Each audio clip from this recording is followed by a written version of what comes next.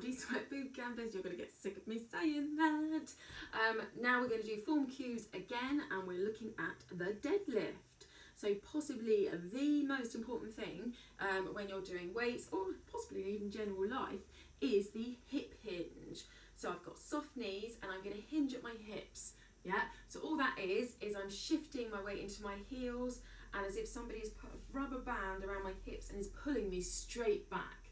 Yeah, so this would be your posture for your bent over row, and it is your deadlift position. So then I dig through my heels and I'm coming back up to stand.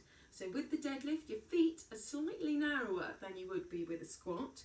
Yep, so they're just in line with my hips, and I've always got slightly soft knees. Yeah, so you've got slightly soft knees because we don't want to work those joints. My hands are just outside and I'm coming all the way back, keeping my chest lifted. You want to keep your neck in neutral, and then I dig through my heels and come up to stand. Now once again, core is really important.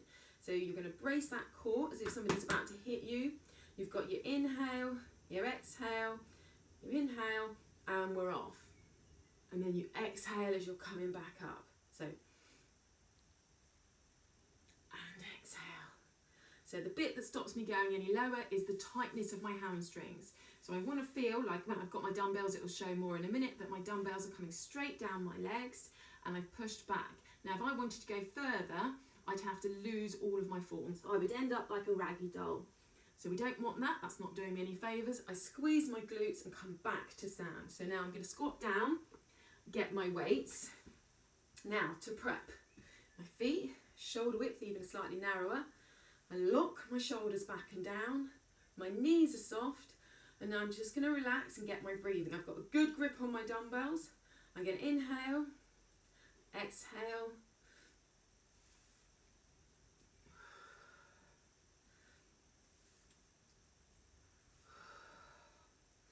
So yes, I'm hinging at those hips, digging through the heels and coming up to the stand. My arms stay straight, and one of the main things I'm trying to avoid doing is that shoulder shrug at the end. So pack those shoulders back and down, roll them down the legs and back up. So if we were back to using our wall again, you'd be wanting to make sure that you could stand, say, a foot width in front of the wall, and your bottom would come back and hit the wall, and the dumbbells would roll down your legs. Yeah, and then squeeze the glutes and back up.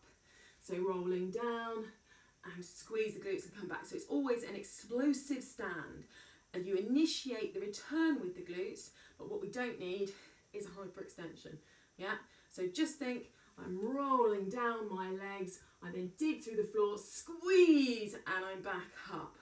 So one of the key moves we do a lot is a deadlift, clean and press, which sounds daunting, but you can put it all together quite easily. So you've got your deadlift coming down those legs. As I come up, I then explosively take my dumbbells up onto the shoulders while flipping them around, and then I'm pressing straight above my shoulders to the sky, and I'm back down. So let's go through that again. So I've got move number 1 is my deadlift, number 2 is my clean, number 3 is my press.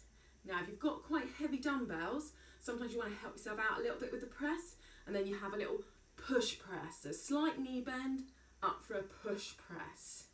Now, there's one combo that is my favourite, yes. So it is a deadlift, clean up onto the shoulders, nice deep squat, dig through the heels, up for the press. Control it down to the shoulders, and then control it down back into beginning for that deadlift again. So hinge at the hips, all the way up for the clean, down for the squat, explode back up for the press, and control it down. So now you're able to do the complicated moves. So it doesn't matter if you've got dumbbells, if you've got cans, you've got anything, but it does help to have something in your hands for the deadlift. So that hip hinge is absolutely crucial. So you want to make sure that your chest is slightly lifted, because otherwise you'll be rounding in the upper back, and you really pushed through those hips. Now this is the posture that you also use, and the hip hinge that you use for when you're doing dumbbell skier, yeah, and when you're doing kettlebell swing. But that is a later video. So lovely, thank you very much for your time, and if you've got any questions, just pop them down below. Take care guys, and see you later.